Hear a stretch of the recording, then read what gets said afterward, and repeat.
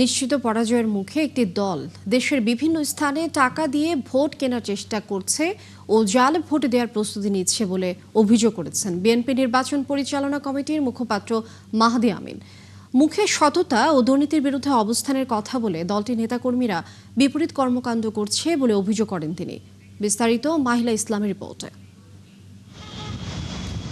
মাত্র একদিন পরেই ত্রয়োদশ জাতীয় সংসদ নির্বাচন, তবে এর মধ্যে রাজনৈতিক দলগুলোর বিতর্কিত ভিডিও নিয়ে সামাজিক মাধ্যমে ঝড় উঠেছে। দাড়িপাল্লা মার্কায় আপনারা ভোট দিয়া একবার আল্লাহরে খুশি করবার লাগি। গতকাল জামায়াতের নেতা ব্যারিস্টার শাহরিয়ারের ভোটারকে দেয়া টাকার একটি ভিডিও সামাজিক মাধ্যমে ভাইরাল হয়। এ নিয়ে উদ্বেগ প্রকাশ করেছে বিএনপি। তাহলে কোন জায়গায় ভালো থাকতে হবে?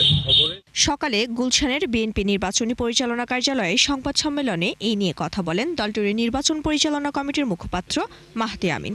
বলেন, এ ধরনের আচরণ নির্বাচনী আচরণ বিধি যেমনই লঙ্ঘন তেমনই চরম অনৈতিক। এবং ইনসাফের বয়ান তৈরি করেন তারাই যদি নির্বাচনের মাঠে টাকা দিয়ে ভোট কেনার চেষ্টা করেন তাহলে সেটি অত্যন্ত লজ্জাজনক। এমনকি শিশুদেরও অর্থ দিয়ে প্রলুব্ধ করছেন, যা নির্বাচনী আচরণ বিধির চরম লঙ্ঘন। এটি অত্যন্ত পীড়াদায়ক যে স্বয়ং ওই দলের দলীয় প্রধানের আসনে টাকা দিয়ে ভোট কেনার অপপ্রয়াস চলছে।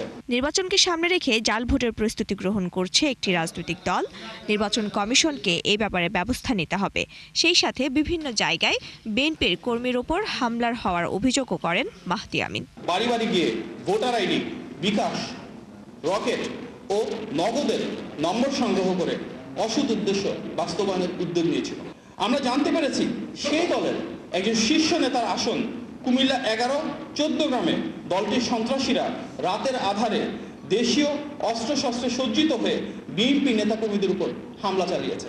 নির্বাচন সুষ্ঠু হলে বিএনপি যে কোনো ফলাফল মেনে নেবে বলেও জানান দলের এই মুখপাত্র। দীর্ঘ প্রায় 18 বছর মানুষ ভোট দিতে পারে না।